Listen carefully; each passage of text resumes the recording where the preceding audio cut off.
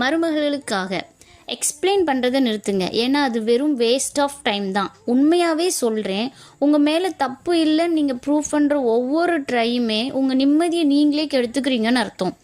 அவங்களுக்கு நீங்கள் யாருன்னு புரியாமல் இல்லைங்க, அவங்களுக்கு உங்களை புரிஞ்சுக்கணும்னு விருப்பம் இல்லை, அவ்வளோதான்.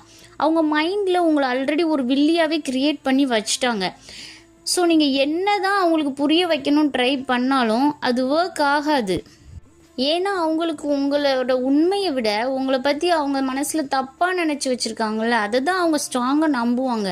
உங்களை புரிஞ்சுக்கிறவங்களுக்கு உங்களோட உண்மை தெரிஞ்சால் போதுங்க. உங்களை புரிஞ்சுக்காதவங்களுக்கு நீங்கள் எக்ஸ்பிளைன் பண்ணி நான் நல்லவ தான், நான் அப்படி பண்ணலை, என்னை நம்புங்கன்னு யார்கிட்டையுமே எக்ஸ்பிளைன் பண்ணாதீங்க.